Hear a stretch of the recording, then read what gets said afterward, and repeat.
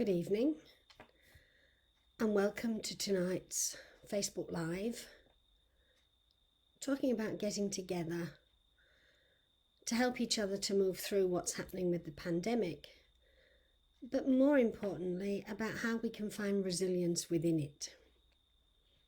I'm trying an experiment tonight. Normally I do these Facebook Lives on my iPhone, but the problem is that when I do that, if somebody writes something that's a little bit long, I can't see it all. So I'm going to do it this way tonight, and if I fumble it or make a mistake, I'm sure you'll bear with me. Okay, so at the moment we have Haresh, we have Tracy, we have Karen, Sarupa and Maria, so welcome, thank you for joining us. Hopefully we'll get, hi Ola, hopefully we'll get sorted out with the Zoom. It was a little bit more involved than I thought it was. Hi Anita. To be able to do Zoom and then stream it through Facebook requires a couple of steps. Being technologically challenged on occasions, I'm doing it in two stages. So first I've gone from the iPhone to the computer, and next week we'll go from the computer and we'll do the Zoom and stream it through Facebook.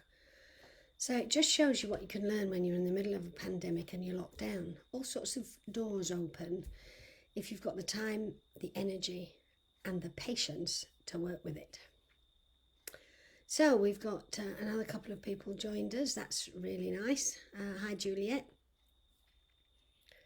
I'd like to continue the theme from last week, but if any of you have any questions or any comments you'd like to make, feel free to type away.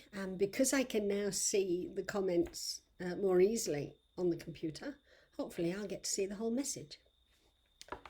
All right, let's be a bit serious for a moment. Since we all met together last week, there's a lot more people become infected. There's been an enormous number of people died. There's also been an enormous number of people who've been laid off work. So they've found they've no longer got a job. They've still got all their expenses. And no matter how helpful the government is, they're going to struggle to meet those expenses.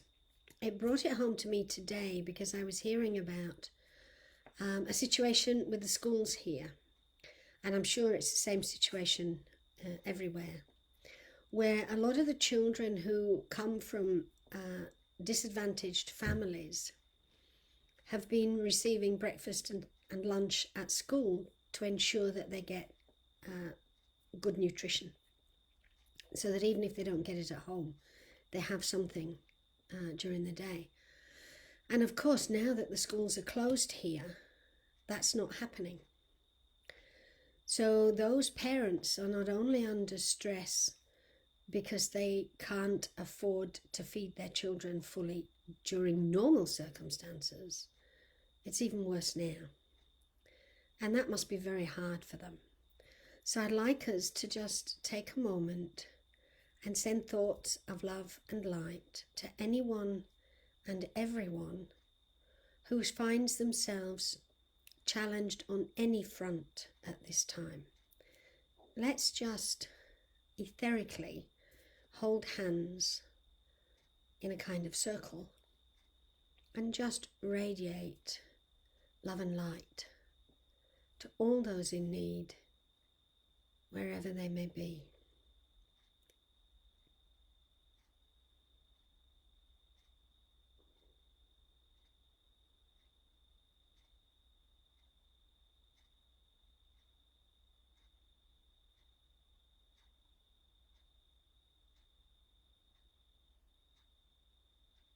And what a difference it makes to the energy when we stop and we pause and we do something like that.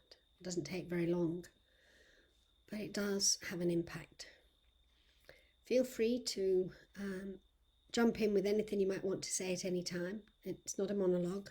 The whole idea is that we talk, we share with each other. But while I'm waiting for somebody to do that, I've still got a couple of things that came in last week. So one of the things I want to talk about is thankfulness, not gratitude. I personally don't believe in gratitude, and I've explained that on many occasions, so I'm not going to go into that now because it's not about me. Thankfulness, the opportunity to stop, and it's an old-fashioned saying, but I think it could prove beneficial at this time, to stop and count our blessings. Because a lot of people are becoming irritated, fearful, impatient, intolerant with what they're seeing. If we stop and take a moment and count our blessings, stop and look at what we have in our lives for which we're thankful, it kind of takes the edge off anything negative we might be feeling. What it also does is it offers an opportunity to realize that no matter how bad things may be, it's not the end of the world. At the moment, there's not a lot happening in our world. Some places are still very, very busy. Their circumstances may be different, I don't know, because I'm not there. But for a lot of places, the pace has shifted. And those things that we said we'd get round to when we had time, for many of us, we've got the time now. And we may feel frustrated because we may have the time, but now we don't have the money. So it seems as though no matter what, it's never quite working.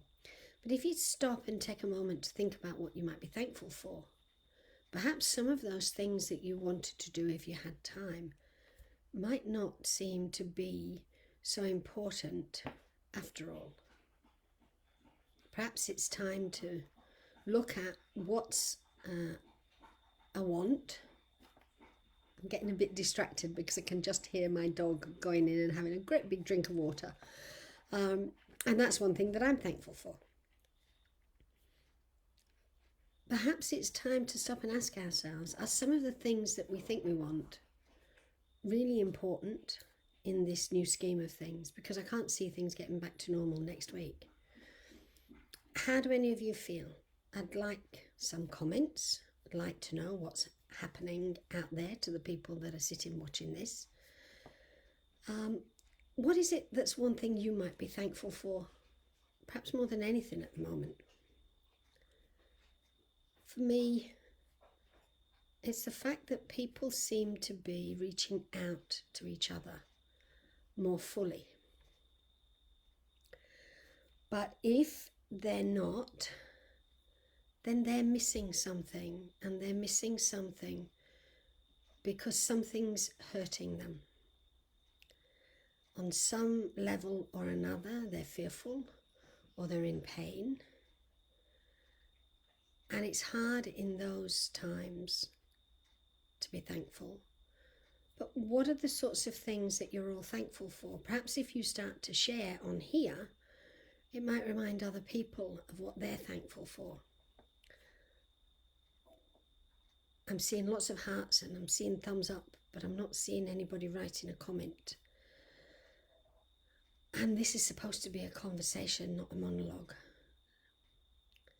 So does anybody have any comments that they might like to insert at this point in time?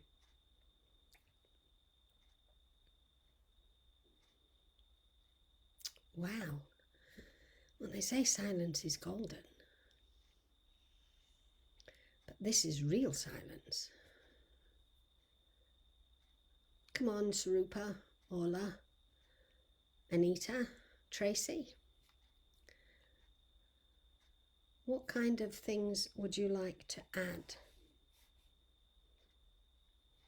Because I can't see any comments coming in. It says that there are 30 comments, but at the moment, I can't see any of them. let me see. It helps if you move things on the slider. Ah, yeah. Sarupa says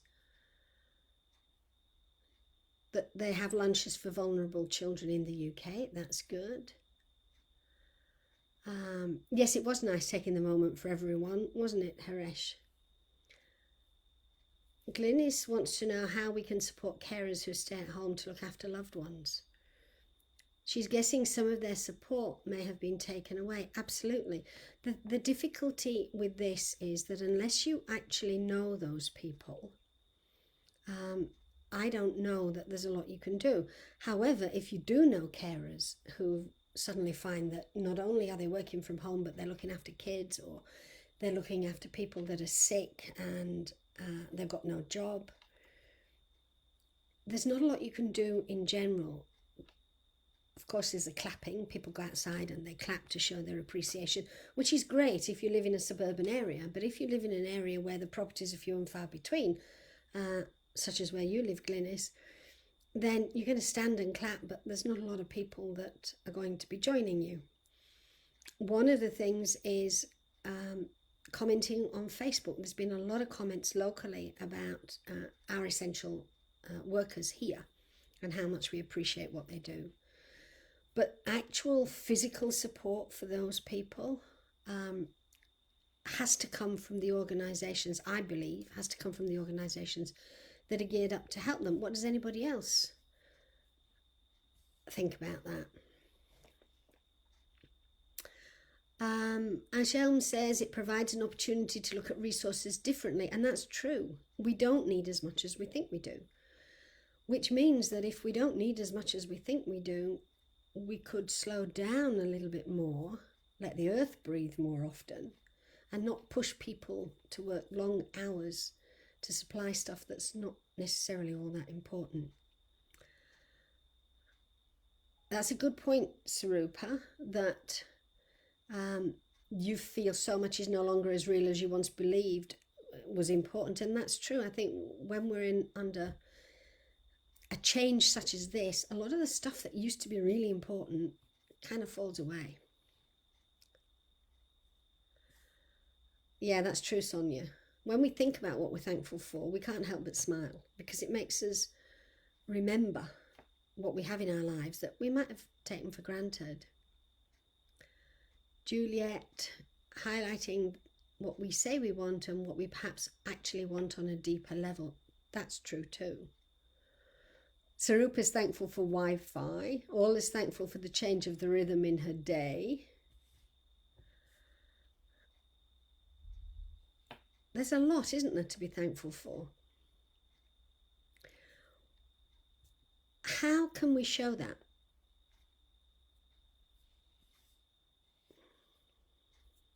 How can we show that we appreciate the people in our lives?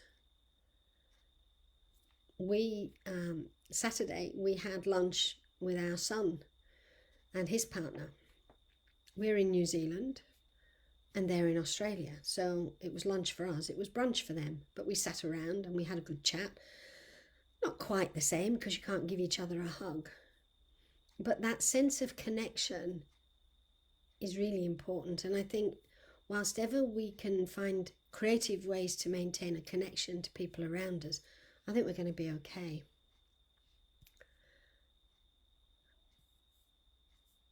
Elaine wants to know if I can't see you. No, I can't, because we're not using Zoom, we're still using Facebook. Nadine, we're commenting on what we can be thankful for.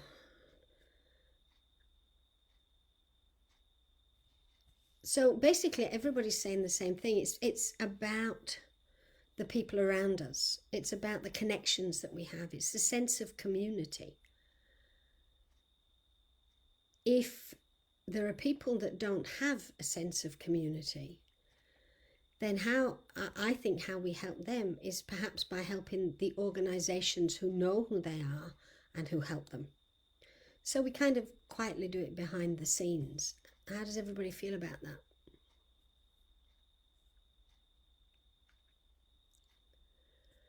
Breathe for someone who can't breathe right now. Brilliant. Thankful for the Queen. Her words softened many who felt hardened and frustrated. I think her speech this morning was brilliant. She's a real light in the world, because no matter what the crisis, she's like the Rock of Gibraltar, which is interesting because she spent her early married life on the Rock of Gibraltar. So, let's see.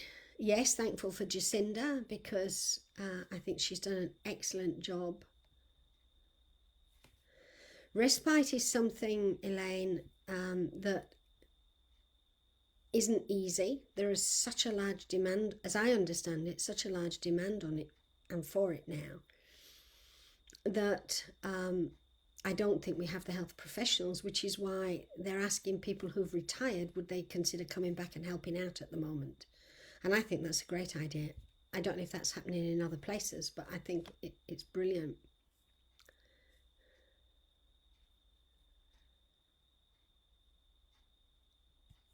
Yeah, it's good to get away from the distractions. Nadine says she's thankful that she gets to homeschool her daughter, which I think that is great. And I think nature, if we're fortunate enough to have access to nature, to parks, to trees, to beautiful spaces, as part of our, I don't know about other people, but here we're allowed to go out and walk around locally. So that's kind of like around the block. If you've got access to a space that's pretty close, wonderful. If not, well, if you've got an imagination, you can always take a moment to sit and think about a place that you have visited that you really loved and take yourself back through that experience. That recharges just as much as doing it physically because our brain doesn't know the difference. Sruba says we could do a post weekly on Facebook for what we're thankful for. Yes, I think it's a good idea, and I also think that sometimes people think it's too woo-woo, and then it makes it about us.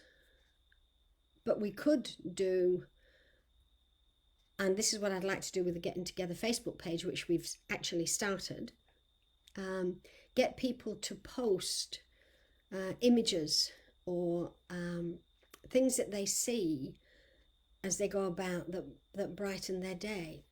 I think I talked last week about the fact that people are putting bears in their windows, but apparently in the UK they're doing rainbows.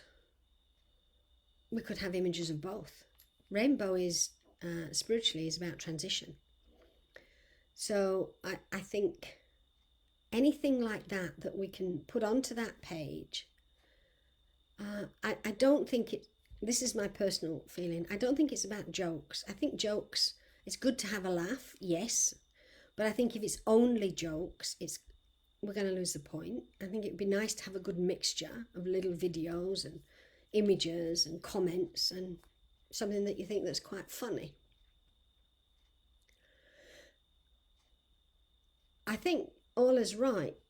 Probably the biggest impact we can make is how we talk to people, particularly because we can't necessarily see them. So if you're on the phone to somebody, they can't see your facial expression. They don't know if you're smiling or if you're frowning.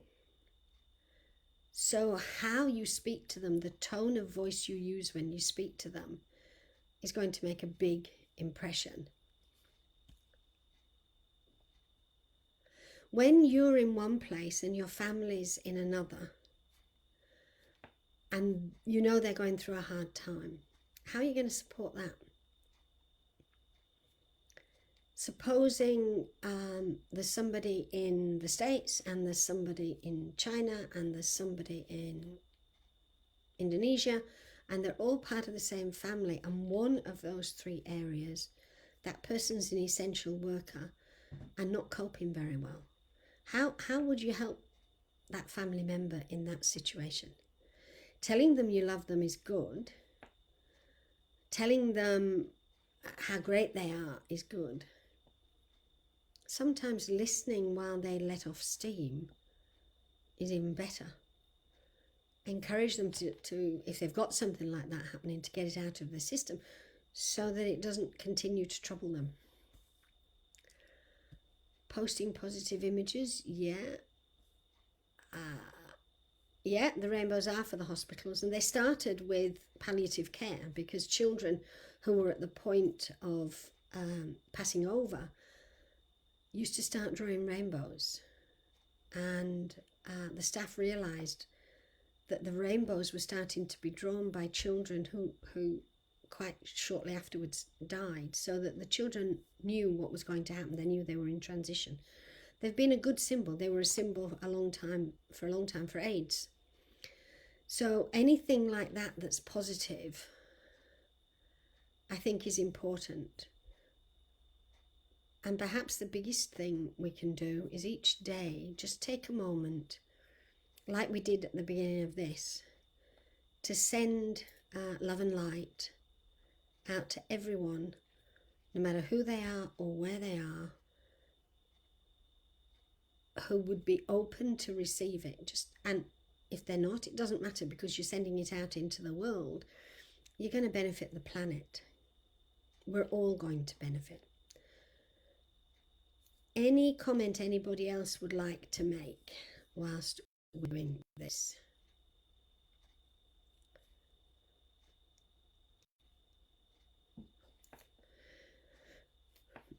No? What I'd like to do next week is hopefully have the Zoom set up. They've just changed the rules this weekend, which threw me. Apparently we all have to have passwords now. So I'm not quite certain how that's going to work with people just coming on. But we'll research it, and we'll put a post on by Friday to let everybody know. But if we can't do it through Zoom, we'll carry on doing it this way. Put whatever comments you'd like, or any topics, or if there's something that you want to share, go to the Getting Together Facebook page. That's what it's called, Getting Together. And just put it on there. And if you've got some images or some thoughts that you want to share, a happy memory, post it. Let's start to get an energy going that's about connection, and then let's see where that goes out into the community. Yes, Cynthia, almost like being in our cocoon, making ready to become the butterfly. We are. We've got the perfect opportunity to stop being a caterpillar and start being a butterfly. If we're willing to take the opportunity to look at what we could create out of this and allow our imagination to lead us, it could be absolutely magical. But if we sit in our fear, and for some people I can appreciate it's really tough right now, so it's hard not to sit in fear.